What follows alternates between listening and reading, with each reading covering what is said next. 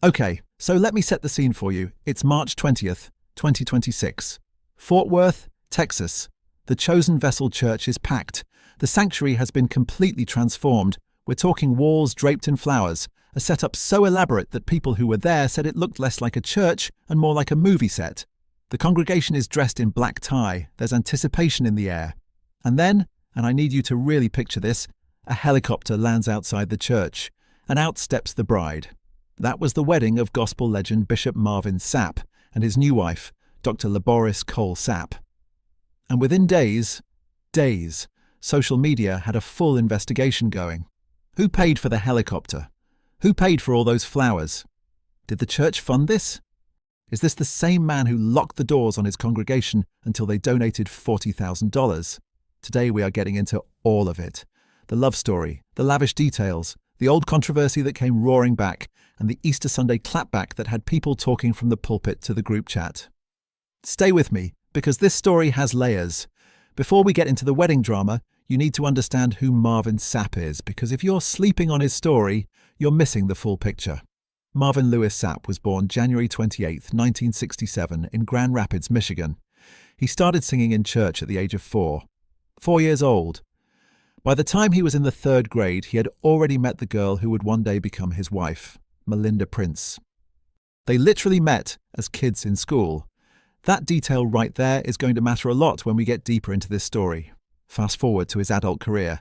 Sapp joins the legendary gospel group commissioned in 1990, then launches his solo career in 1996. He puts out albums, he builds his name in gospel circles, but the moment everything changed was 2007. That was the year he dropped the song Never Would Have Made It from the album Thirsty. That song hit #1 on the Billboard Hot Gospel Songs chart.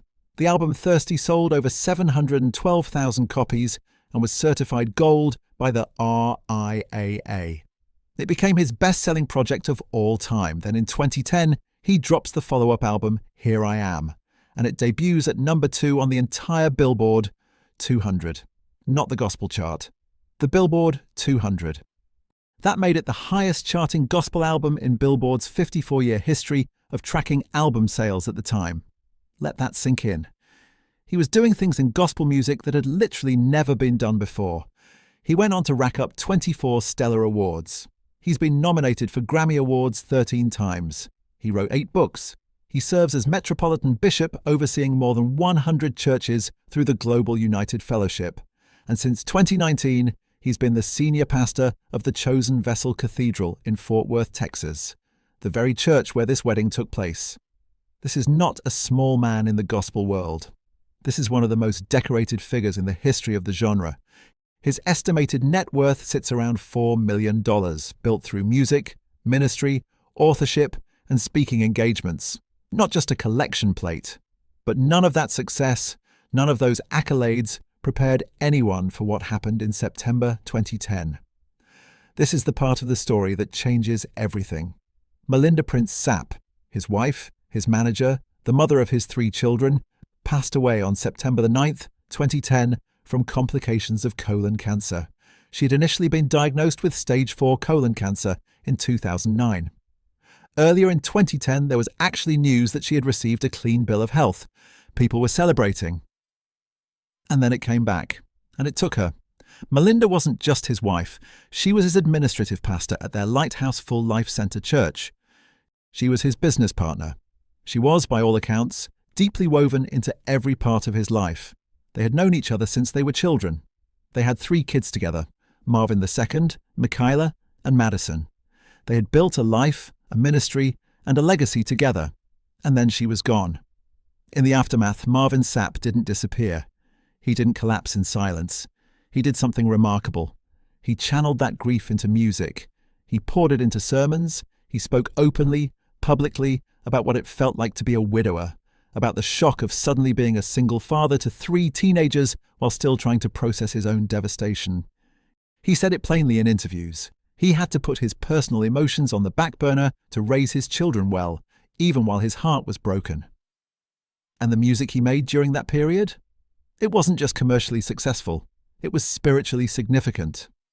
Albums like You Shall Live and I Win were more than projects. They were testimonies. They were Marvin Sapp standing in the middle of the worst pain of his life and still finding something to praise God about. He spent 16 years as a widower, 16 years raising those children, 16 years in ministry, 16 years alone, which makes what happened in 2026 all the more meaningful and all the more scrutinized. Now, before we get to the wedding, we need to talk about the controversy that was already following Marvin Sapp into this new chapter. Because the wedding drama didn't exist in a vacuum. It existed on top of something that had already put him in a very uncomfortable spotlight. In 2024, Sapp was speaking at the Pentecostal Assemblies of the World annual summer convention in Baltimore. During the service, a video clip surfaced and then resurfaced again in March 2025, right around the time of the wedding, showing him instructing ushers to close the doors of the church. His words were blunt. He said, "There's 1,000 of you. I said close them doors. Ushers, close the doors, close the doors, close the doors. We're all going to leave together."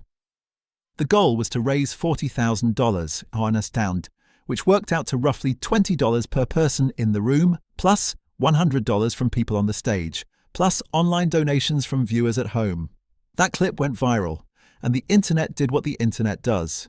People were furious. Critics called it manipulative fundraising. They called it pressure tactics. Some people drew comparisons to controversial preachers who use emotional or social pressure to extract money from congregations. The backlash was intense enough that Sapp said he received death threats against his family. Death threats. Over a church offering. His explanation was that the event was a convention, not his personal church, and that the funds raised went back into the conference budget, not into his own pockets.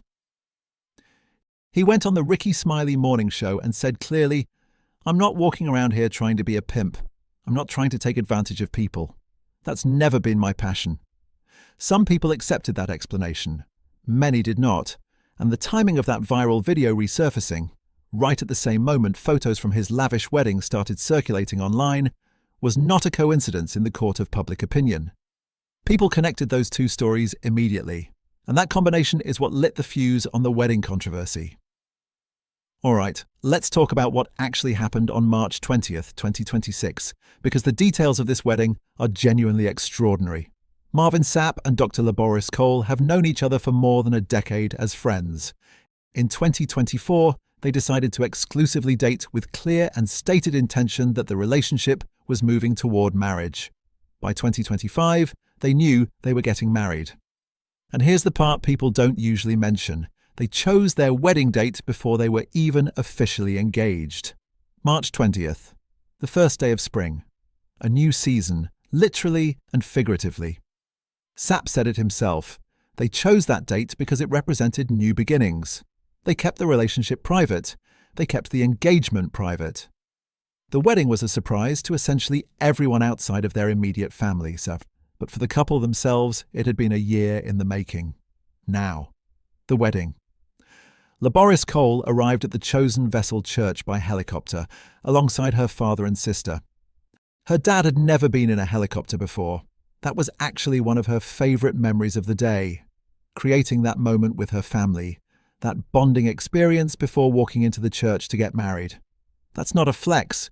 That's a daughter who wanted her father to have a moment he'd never forget. She wore 3 different looks throughout the day. Her main wedding gown, which she designed herself, was custom-made by Molten Couture and hand-sewn in Egypt. She said she had sketched out how she wanted to look on her wedding day years before this moment, and she stayed true to that vision. The gown was princess-style and strapless with a long veil. She said she wanted to look regal. She wanted to look like a queen, and by every account she did. For the reception, she switched into a pearl-covered dancing look with a slit and a train. Practical and fabulous at the same time because she was going to dance and she wanted to be comfortable doing it. Then there was a third look, the helicopter dress, which she had originally planned as her reception gown before she redesigned it. Sapp wore 2 suits with red-bottom shoes. The sanctuary had been completely transformed. There was a live ballerina performance. There were walls of flowers. There was a unity ceremony between Sapp, his children, and Boris. A meaningful moment meant to signal to everyone that this was not just a couple joining together, but a family being formed. Boris also wrote a letter to her parents that she read aloud before walking down the aisle. and as she walked down, Marvin Sapp personally sang her father's favourite song. Ordinary just won't do. Let me say that again. He sang his father-in-law's favourite song while his bride walked towards him. That's not a show. That's a man in love. This was a black tie affair at a megachurch that had been turned into something nobody there had ever seen before. And then the photos hit the internet. As soon as those images started circulating, the helicopter, the flowers, the transformation of the sanctuary, the speculation started almost immediately. People were asking, how much did this cost? Who paid for it? And the Close the Doors video was back in the mix instantly. Critics were saying things like, this is the same man who locked people in a church until they raised $40,000, and now he's having a helicopter wedding in that same church. The implication was clear. Many people online believed, or at least suspected, that church funds had been used to pay for the celebration. And here's why that suspicion spread so quickly. Because the wedding was held in the church itself. Because of the pre-existing narrative around his fundraising tactics. And because, let's be honest, people have seen enough prosperity gospel scandals over the years that the assumption of financial misconduct in religious settings has become almost reflexive. That narrative started building steam. And it kept building, all the way to Easter Sunday. Easter Sunday, April the 6th, 2026.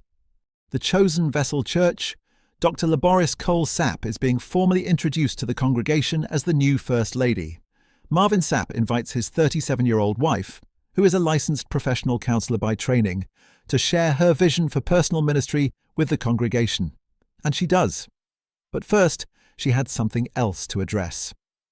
Standing beside her husband, she looked at the congregation and at whatever cameras were rolling, and she let it all out. She said, despite what the haters on the internet say about you, you are an integral man. You don't take or rob the church. Then she turned up the volume. The church didn't pay for the wedding. You'll stop lying. God's been good to me. You'll stop that. Now you'll stop. Devil, you are defeated. She was preaching. She was defending. She was done. And then she dropped the specific detail everyone had been speculating about. The helicopter. She said, and I'm paraphrasing closely here, she bought it. Not him. She paid for the helicopter herself.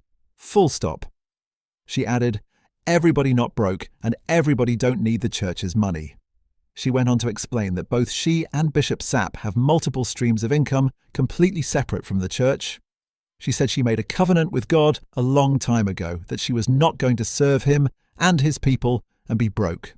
That she and the bishop were financially blessed in ways that had nothing to do with the offering plate. When he wasn't getting paid here, God still blessed him, she said. This was not a carefully worded PR statement. This was a woman standing in her own church on Resurrection Sunday of all days, drawing a line in the sand. This was raw and real and completely unscripted. Now the reaction to her Easter response was, predictably, split right down the middle. A lot of people were here for it. Gospel music fans flooded social media in support of both Sapp and his new wife, pointing out that he has decades of music royalties, speaking fees, pastoral income, authorship income, and various entrepreneurial streams. The math, they argued, clearly works without needing to touch a single dollar of tithes. His fans reminded people that this is a 13-time Grammy-nominated artist who has been in this industry for 30 years. Of course, he has money, but others weren't so easily convinced. One commenter pointedly noted, "This the same person's wife who told the ushers to lock the doors of the church until everyone donated $40,000. That comment summed up the sentiment for the skeptics. The financial controversy from 2024 had permanently coloured how some people viewed anything connected to Marvin Sapp's money. For them, the clapback wasn't proof of innocence. It was just more noise. And some people had a different kind of critique altogether. Not about church money, but about the energy of bringing personal drama into a church service, especially on Easter Sunday. The argument being, this is the holiest day on the Christian calendar, and it was used, at least in part, to clap back at internet critics. That rubbed some believers the wrong way.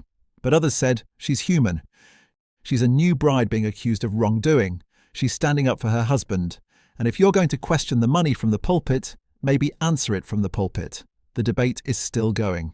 Here's what I think is the most important part of this whole story, Osmat, and it's the part that's getting the least attention. Marvin Sapp is 59 years old. He lost his wife in 2010. He spent 16 years as a widower. He raised 3 children through their teenage years and into adulthood while grieving, while ministering, while making music, while building institutions. His 2022 biopic, Never Would Have Made It, the Marvin Sapp story, aired on TV1 and walked audiences through the full arc of his life: the joy, the loss, the resilience. And in February 2025, just weeks before the wedding announcement, he performed an NPR Tiny Desk concert, spanning 3 decades of music with a full band and choir, including Praise Him in Advance, He Has His Hands on You, and of course, Never Would Have Made It. People who were there said it felt like a sanctuary. That's who this man is. And also, in that same year, he dropped an R&B EP called If I Were an R&B Singer, produced by his own son, Marvin Sapp Jr. He called it a one-time creative exercise. He told Billboard, "I challenge everybody to get it because it's not like we're going to do anything else like this again." Even at 59, he's still playing, still exploring, still alive in his art. And then on March 20th, 2026, the first day of spring, a date he chose because it literally represents new seasons, he got married again to someone who has known him for over 10 years, who designed her own gown, who paid for her own helicopter, who stood up in front of the world and said, "We didn't take anything from anybody." Whether you believe every detail or not, this is a man who navigated one of the worst losses a person can experience, kept his faith, kept his family together, kept his career going, and found love again on the other side of it. That's a real story. Look, is it possible to hold 2 things at once? Can we acknowledge that the Close the Doors video was uncomfortable and raised legitimate questions, while also giving space for the possibility that a wedding that looks expensive might actually have been paid for by 2 wealthy, successful, independent adults? Yes, both of those things can be true. Dr. Boris Sapp said something that I think deserves to be the last word here. She said she told God a long time ago, "I'm not going to serve you and your people, and I'm broke." That's not arrogance.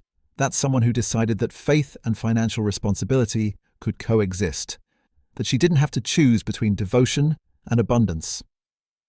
Whether this story confirms what you already believed about televangelists and prosperity preachers, or whether it challenges that assumption, the facts are what they are.